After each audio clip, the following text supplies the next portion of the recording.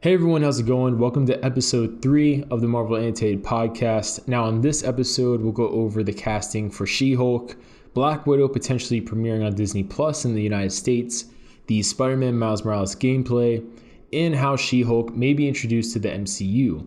Now, overall, it's a rather jam-packed episode compared to previous weeks, and if you're listening to this on YouTube, the first 3 segments are uploaded at 4 p.m., 6 p.m., and 8 p.m. respectively, all Eastern Time.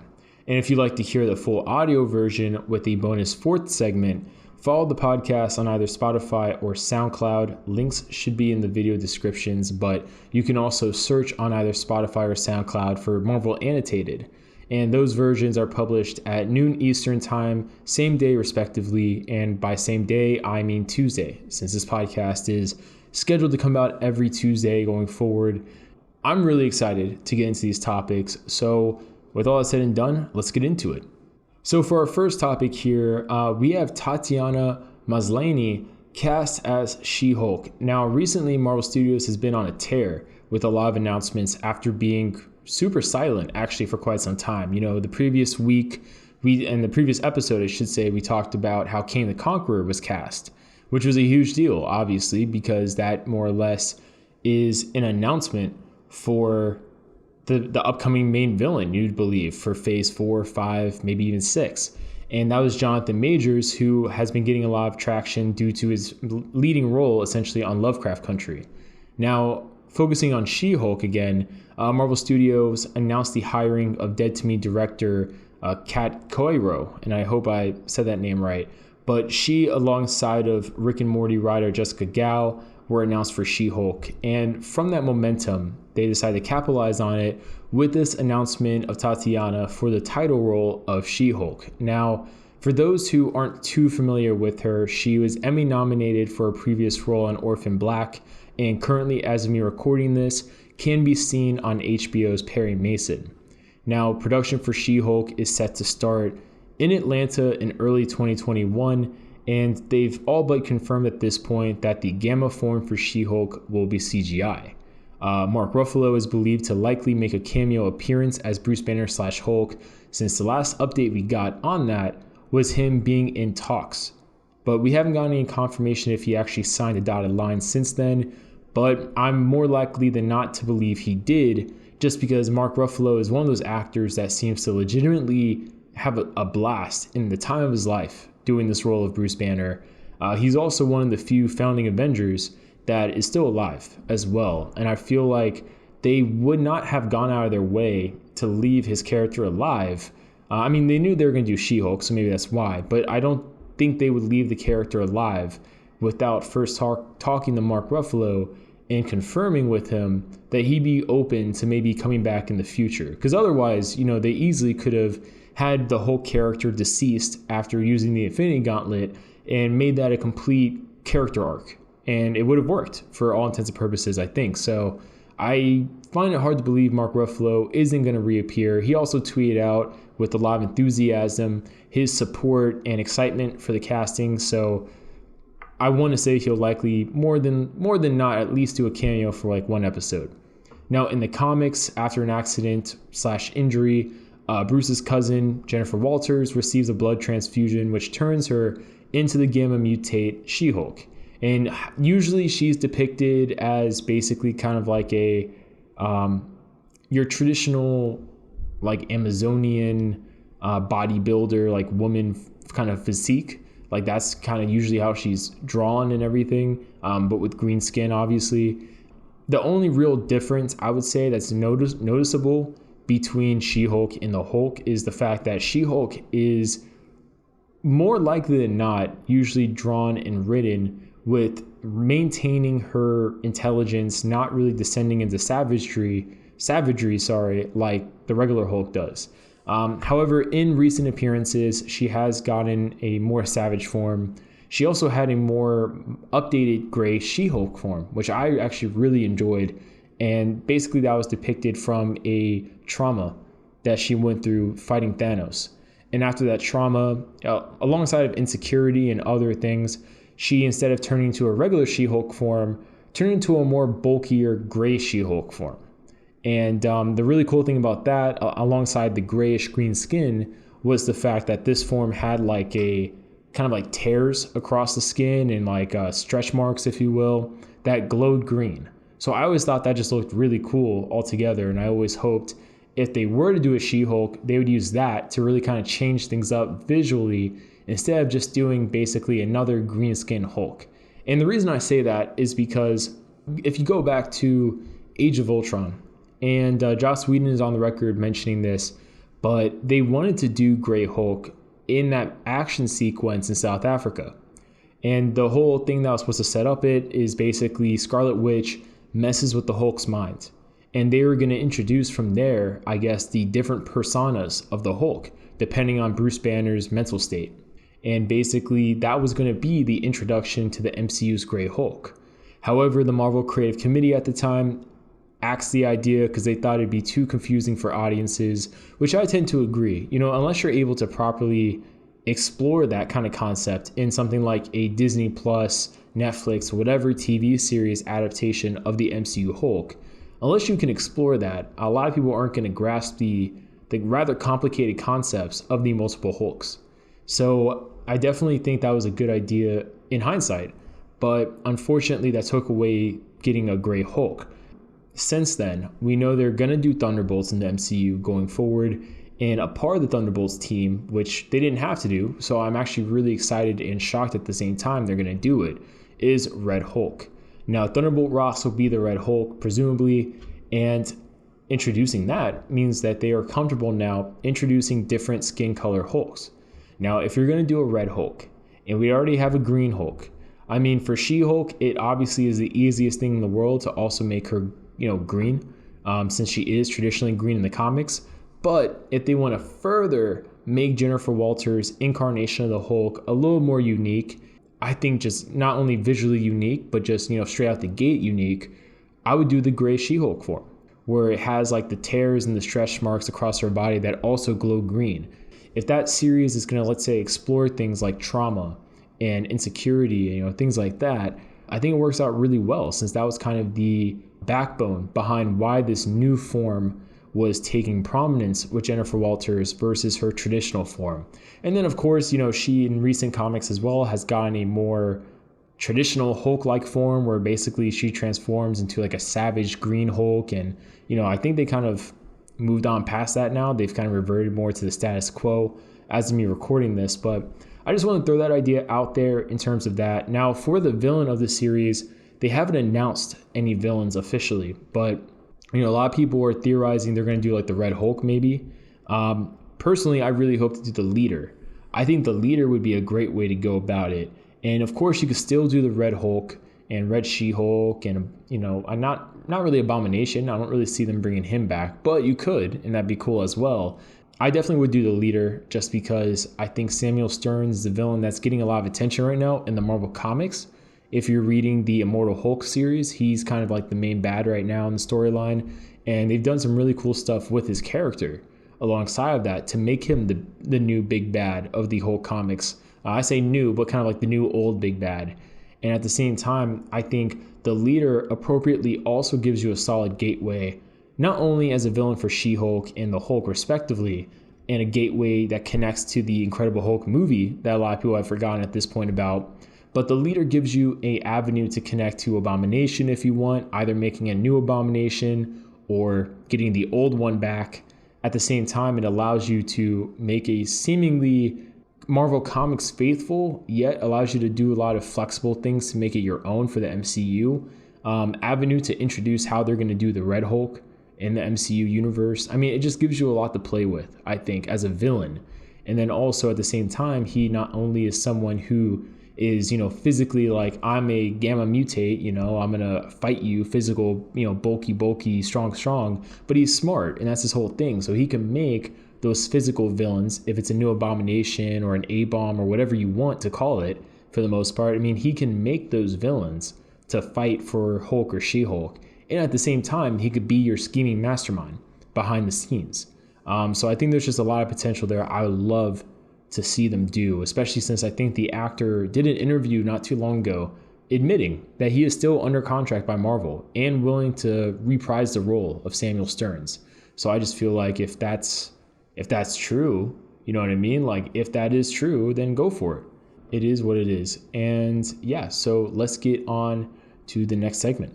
All right, so for this second topic, we're going to talk about Black Widow potentially joining the Disney Plus premiere following Mulan. Now, after several delays with Mulan, Disney finally decided to try this new method of distribution, which was basically adding Mulan to Disney Plus with this premiere tag branding. And it basically required you as the user to have a Disney Plus subscription, which is about $7 a month, plus an add-on price of $30 a month. And the way they justified this in like board calls and everything was telling people that they are emulating a similar model to like pay-per-view. And at the same time, outside of pay-per-view, if you do go to a theater, you usually do spend at least about $20. You know, if your ticket for sure is like 3D, IMAX, $20 is kind of your baseline that you're expecting to pay per person, I would say. And then on top of that, concession items easily add up. If you want just like a popcorn, a drink with taxes included, that's probably going to be closer to $10 than $5, I would say, if you're like someone who gets the large items a lot. And, you know, that plus the ticket price, it kind of brings you to about 30. So I guess you can see how they kind of justify it. But obviously for people seeing this for the first time, I mean, it's kind of like a shocking thing. Like, wow, I already pay for this Disney Plus service and you're going to make me charge, or not charge, but you're going to make me pay an extra $30. Now with Mulan, it did receive mixed reviews, but it did also at the same time gross Disney $261 million in pure revenue in the US where it was released. And that doesn't even include the overseas gross. And this is actually an important thing to note because it's very attractive to Disney and other companies that would want to emulate this, because usually when Disney releases a thing in theaters, right, you split about 50% of the revenue with theaters. So if the ticket is $10, let's say for this example, the theater might take like, let's say $5.50, and the other $4.50 goes to the studio Disney. In this case, the entire $10 goes to Disney.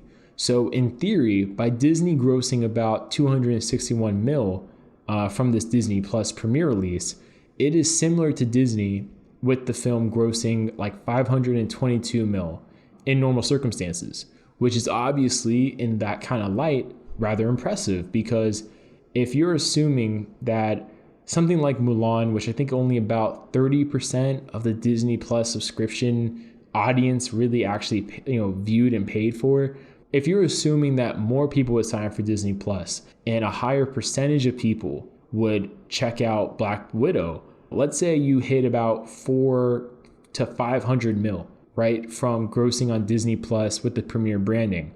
That is like, if you're hitting 500 mil, that's like the movie making a bill in like a regular normal circumstance for domestic gross. So that's a rather impressive feat, and it seems probably realistic for a movie like Black Widow that not only has a lot of anticipation because it's an MCU movie, but also it's going to be one of the few new blockbusters really released, since a lot of things keep getting pushed back and people are just hungry for a safe means of watching these movies. Now, with Black Widow, it does provide an interesting option for the US market, just because the movie is set to come out in November. But naturally, if theaters don't open in larger capacities, especially in larger markets like New York, LA, the film can be released overseas where things are more stable, but not having those major domestic markets is kind of a problem to really have the peak gross that Disney would want to have, which is why revisiting the whole Disney Plus premiere thing makes a lot of sense. Now, Disney seems to be going forward with releasing this movie around November because they started the localization process for Black Widow, which proves that they're rather confident they'll release it soon in some capacity, since the localization process is essentially the process that a studio does or a distributor does to get the movie dubbed. So like in India, for example, they started the localization process to have the film done in, I think, 4 or 5 languages that will be available for theater markets in India. I'm assuming if they're doing that, that means that they're confident they're going to release it. And what they might do is like a hybrid thing where overseas it's in theaters a week or so before it's then available on Disney Plus for people in the United States. And maybe they're going to do a geotag thing where it's like, well, actually, I don't even know if they could do a geotag thing like that versus a pure umbrella. So I think if they do a hybrid thing, it's safe to say it will be in theaters overseas And for like a limited time, it will be on Disney Plus, and you'll have to pay the add-on premiere price of $30 on top of your Disney Plus subscription. Don't be surprised if you hear an update about that soon. So far, nothing is confirmed, but Black Widow is seemingly following in the footsteps of Mulan in a lot of instances, which a lot of people have been tracking. And I'm not against it because I have popcorn at my house. I am more than comfortable with making snacks are a lot cheaper at the grocery store near me than they are at the movie theater. I will miss the environment, the atmosphere of the movie theater. I worked at a movie theater in high school for a few years, so I definitely love that experience, and I'm very familiar with it in terms of the benefits of it. But at the same time, in this environment, I mean, businesses are going to business, you know what I mean? So if they can make 100% of the revenue doing it this way, and they are confident, Mulan made over 261 mil. For sure, Black Widow will probably make closer to like the 400 mil. I mean, they're going to go for it. The only real negative, I guess, is fighting piracy and stuff like that. But I'm sure Disney, being Disney, has mechanisms in place to limit piracy as much as possible. So that's really it for this segment. Comment below what you guys think about the whole Disney potentially releasing Black Widow this way. Would you like them to do this? Would you pay for it? Or do you hope that they just hold on steady, delay things until like 2021, and that way you can just watch it in theaters more or less the same time as everyone else worldwide and just go from there?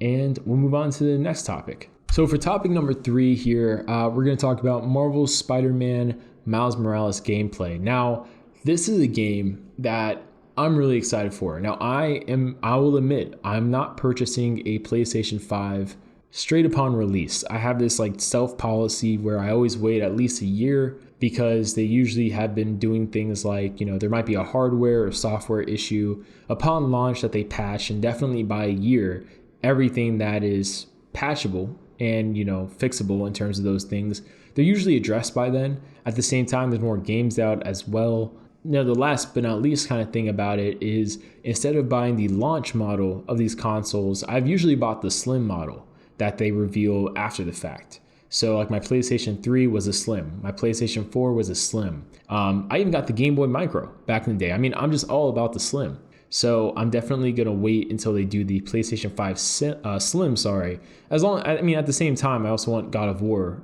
So, it's not a launch title, so I feel no rush. But going back to the topic at hand here, during the PlayStation 5 showcase from Sony, one of the games highlighted was the Marvel's Spider-Man Miles Morales game, which looks amazing, by the way. I mean, the graphics are so detailed. You could literally zoom in on a screenshot of Miles Morales' head, and you can see each individual curl that makes up his hair. I mean, like, just the level of detail is impeccable. I mean, honestly, I'm kind of blown away that this is how advanced these games are at this point. I mean, just amazing. While it was technically a gameplay demo, it looked fantastic. The game was captured entirely on the PS5 for this showcase, and we actually see Miles Morales with his best friend Gank, his mom Rio Morales.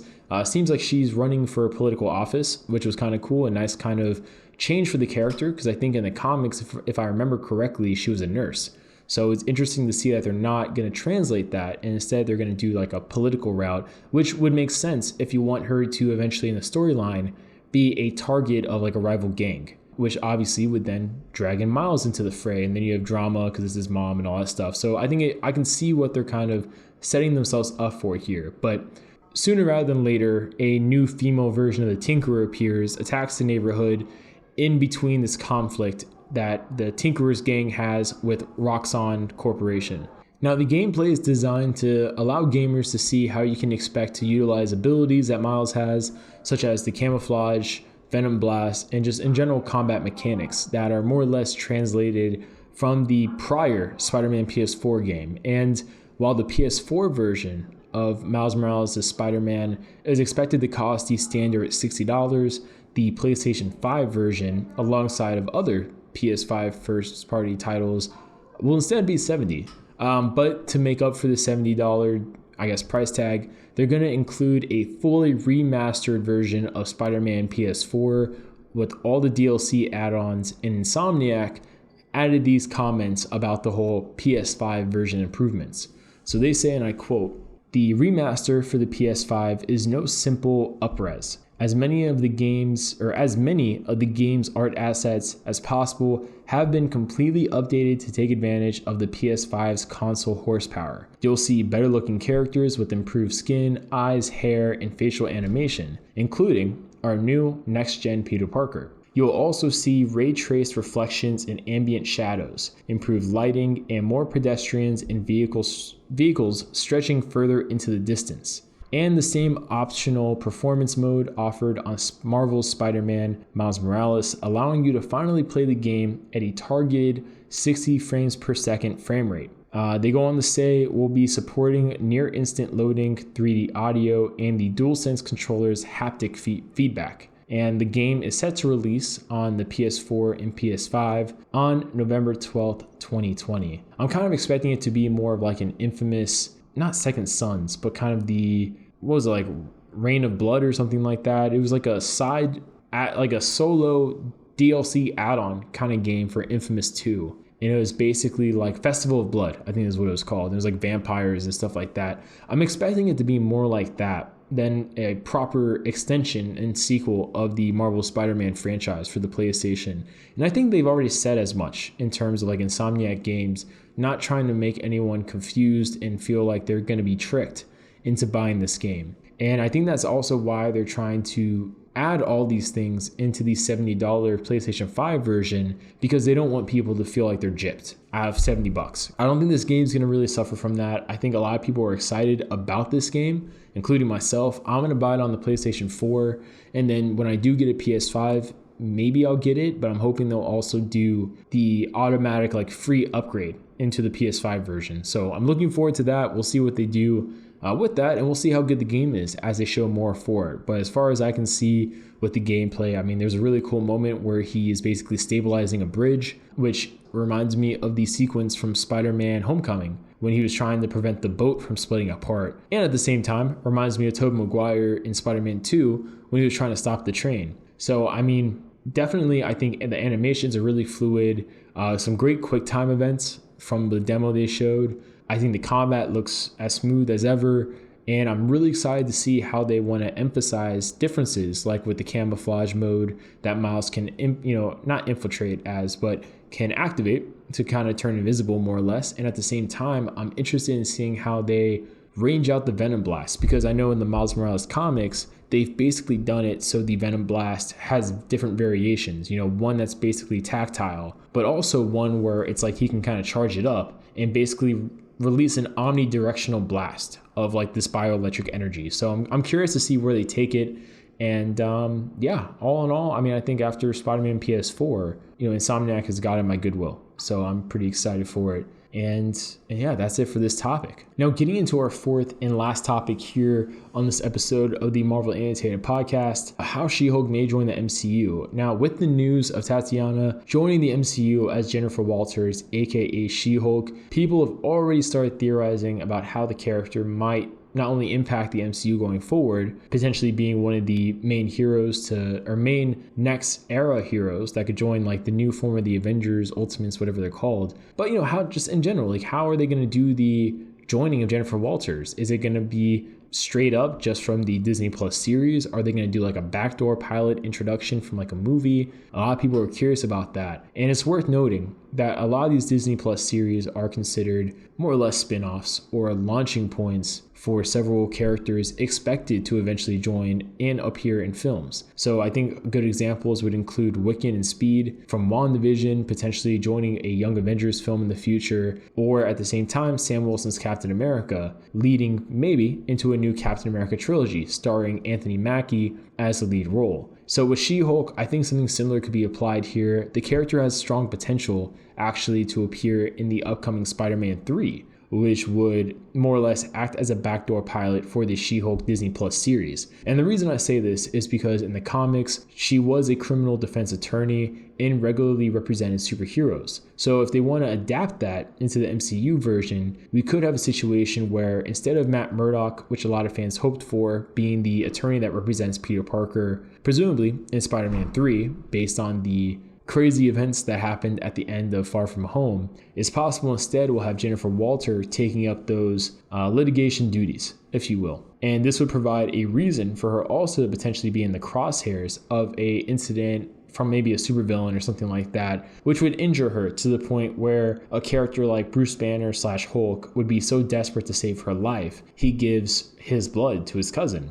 seeing it as the only way to prevent her from dying. Because I'm sure Bruce Banner, especially being as paranoid as he was in the Incredible Hulk movie, is more than aware of the consequences of giving his blood out and just his blood being given to everybody. I mean, that basically led to the creation of Abomination. And I'm sure Bruce Banner doesn't want to make an Abomination 2.0 with his cousin. Definitely, I am curious to see kind of what they use as a justification for Bruce Banner relenting and giving his blood for this transfusion. But this would actually be smart, I think, on Marvel Studios' part, just because Mark Ruffalo, Hulk cameo, that might be CGI heavy, budget heavy as well. And it might be easier to squeeze that into a Spider-Man 3 budget. Extra scenes and stuff like that could be repurposed for the Disney Plus series versus having Mark Ruffalo and his appearance as the merged Smart Hulk. Instead of having that be something that's completely just eating out of the She-Hulk budget. Because I'm sure for the She-Hulk budget, you would like to save as many things as possible in it for either She-Hulk or any other gamma of villains that she's going to have, whether it's the leader, Red Hulk, whoever.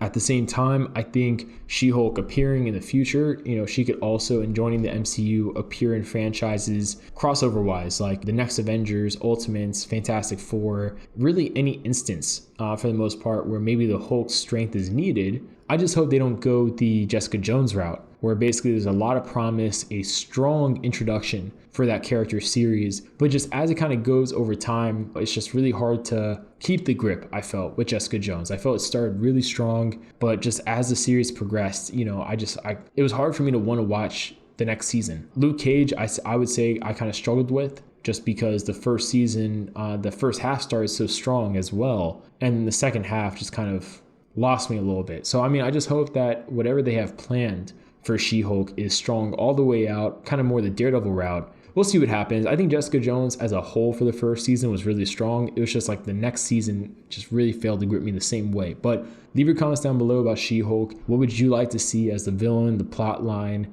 Are you excited? Are you not excited? Just leave your comments down below. And that's it for this episode of Marvel Annotated, the podcast. Leave your comments down below, your thoughts. What other topics would you like to see us explore in the future?